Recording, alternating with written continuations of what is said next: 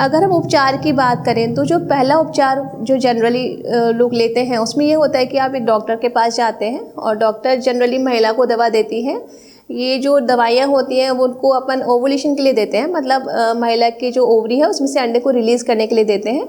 और जब ये एग रिलीज़ होता है तो कपल से कहा जाता है कि आप साथ में रिलेशन बनाओ, बच्चा लग जाएगा। तो this is the first step. कभी कभी मिस्टेक क्या होती है कि सोसाइटी में अक्सर ये देखा जाता है कि महिला का इलाज कराया जाता है, पुरुष को छोड़ दिया जाता है। लेकिन क्योंकि पुरुष और महिला दोनों ही इसके लिए बराबर रूप से एक कारण है, तो जब भी आपको निसंतानता है या ऐसी समस्या है तो कपल को साथ में, यानी पति पत्नी को साथ में जाके डॉक्टर से मिलना चाहिए ताकि पति पत्नी दोनों की जांचें साथ में कराई जा सके। अगर इनफर्टिलिटी के इलाज में हम एडवांस ट्रीटमेंट की बात करते हैं तो उसमें दो तरीके के प्रमुख ट्रीटमेंट हैं। एक है IUI और दूसरा IVF।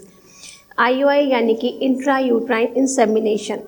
तो जैसे मैंने आपको बताया कि ये जो बच्चेदानी है इसमें हम लोग क्या करते हैं कि आप एक महिला को माहवारी के दूसरे दिन से दवाइयाँ देते हैं अंडा बनने के लिए। जब अंडा बन के तैयार हो जाता है तो हम लोग सोनोग्राफी करके देख लेते हैं और जिस दिन वो अंडा फूटने के लिए तैयार होता है सेम टाइम पे हम लोग नीचे से एक नली के द्वारा जो स्पर्म्स है यानी शुक्राणु है उनको बच्चेदानी के अंदर यहाँ छोड़ देते हैं।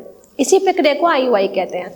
IUI क्योंकि एक नेचुरल तरीके का ट्रीटमेंट है तो इसकी सफलता दर कम है, लेकिन अच्छी बात यह है कि अक्सर IUI में सफलता पहली या दूसरी बार में मिल जाती है।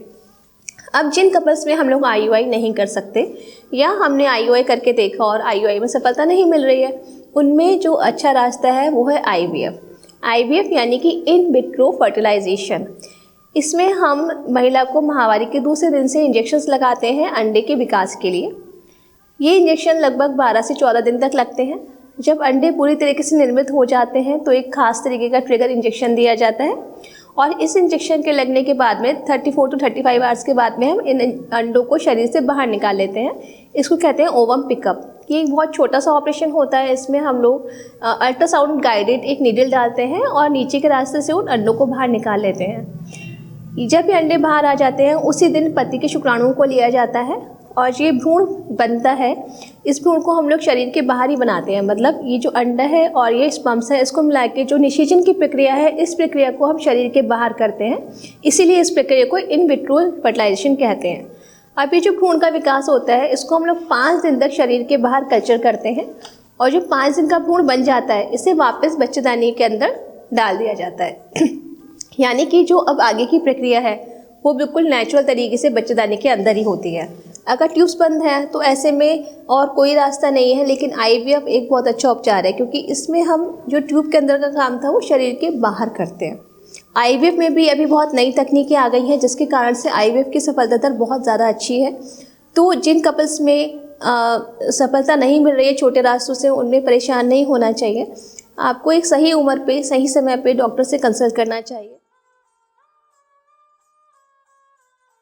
अब पुरुष निसंतानता कब कहते हैं कि अगर किसी पुरुष में जो सीमेन एनालिसिस में स्पर्म्स का काउंट है वो 16 मिलियन से कम आता है तो ऐसे केसेस को हम लोग कहते हैं कि ये मेल इनफर्टिलिटी का केस है। तो अगर मेल इनफर्टिलिटी को भी हम लोग माइल्ड और मॉडरेट में डिवाइड कर सकते हैं, सीवियर। अभी अगर जो काउंट है वो 10 to 16 मिलियन के आसपास आता है और मोटिलिटी अच्छी है, स्ट्रक्चर में डिफेक्ट नहीं है, तो ऐसे केसेस में IUI ट्राई किया जा सकता है। IUI के जो प्रीरिक्विजिट है इसमें ये है कि जो महिला है उसके एग्स अच्छे बनने चाहिए, साथ में जो ट्यूब्स हैं वो ओपन होने चाहिए। जैसे कुछ केसेस होते हैं PCOD के, है ना, पॉलीसिस्टिक ओवरी डिजीज, जिसमें कि ओवुलेशन टाइम से नहीं होता। तो अगर महिलाओं में PCOD है या ओवुलेशन नियमित नहीं है तो ऐसे केसेस में भी IUI हेल्पफुल रहता है। जहाँ पे मॉडरेट टाइप का मेल इनफर्टिलिटी आ जाता है, मतलब कि जो स्पर्म काउंट है वो लेस देन 10 मिलियन चला जाता है, ऐसे केसेस में जनरली IUI इतना हेल्पफुल नहीं होता। ऐसे केसेस में हम लोग रिकमेंड करते हैं कि आप सीधे IVF की तरफ बढ़ें, उसमें आपको ज़्यादा अच्छे रिजल्ट्स मिलते हैं। अगर मेल फैक्टर माइल्डली मतलब कम हद तक जिम्मेदार है, यानी कि शुक्राणु कुछ हद तक हैं, तो हम लोग IUI कर सकते हैं। लेकिन अगर शुक्राणु ज़्यादा कम हो गए हैं, संख्या ज़्यादा कम है, तो ऐसे केसेस में IVF मददगार होता है। महिला के अगर फैक्टर्स की बात करें तो अगर ओवुलेशन डिफेक्ट्स है, यानी कि ओवरी में अंडे ठीक से नहीं बन रहे, तो हम लोग उनको ओवुलेशन इंडक्शन ड्रग दे के पहले IUI ट्राई कर सकते हैं। और अगर IUI से सफलता नहीं मिलती तो हम लोग IVF की तरफ आ सकते हैं। ट्रीटमेंट में समय कितना लगता है, तो ये अक्सर पेशेंट पूछते हैं।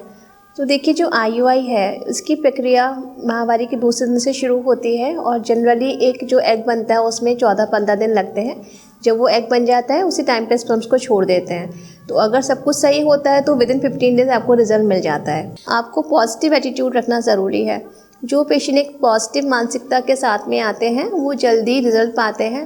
साथ में जो ट्रीटमेंट ले रहे हैं उस टाइम पे अगर आप योगा मेडिटेशन की हेल्प कर लेते हैं, अच्छी डाइट लेते हैं, अच्छा आहार लेते हैं, तो ये आपके ट्रीटमेंट को साथ में मदद करते हैं। तो अगर आपका ट्रीटमेंट फेल भी होता है तो आपको निराश नहीं होना है। आपको डॉक्टर से कंसल्ट करके जानना है कि इसके क्या कारण है और आगे क्या स्टेप है जिससे आपको सक्सेस मिल सकती है।